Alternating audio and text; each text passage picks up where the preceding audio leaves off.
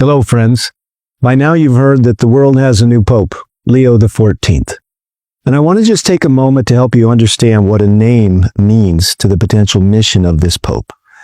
Not only is the first American Pope in the history of the Catholic Church for the last almost 2 millennia, his name has particularly clear insights into where his mission and pontificate may go. You see, the last pope named Leo was Leo XIII, who became pope in 1878. And Leo XIII was inheriting a very challenging situation. The church was on hard times. The papal states had been annexed by the country of Italy, and the pope was actually a prisoner inside the Vatican. And this was the state for the pope for about 30 years. But it was Leo XIII's stated goal to restore Catholicism to its former glory and its place in mainstream culture. And so he went about working to build bonds with the working class person. And like Francis, Pope Leo XIV's predecessor, he was interested in the well-being of a fair working wage, trade unions, and making sure that society had safeguards built around it. It's also interesting to note that Leo XIII was the 4th longest pope in the history of the Catholic Church. He was elected when he was almost 68 years old. Our current Leo XIV is 69 years old, and there was some sense that his papacy would be a short-lived one because of his age, but he lived well into his 90s. He was the pope that elevated James Gibbons to cardinal status in America, and through an encyclical, he established American University, also with the goal of infusing Catholicism into the mainstream American culture.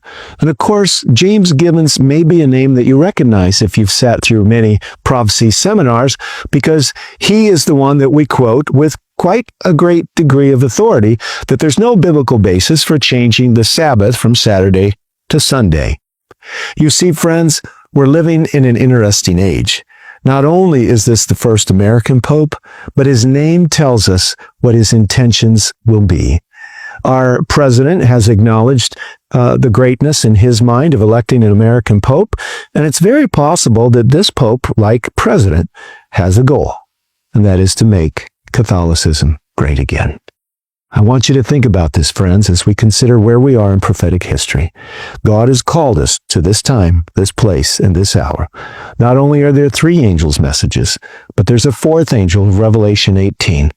And the call to know the gospel, live the gospel, advance the gospel, and be prepared to defend the gospel is upon us.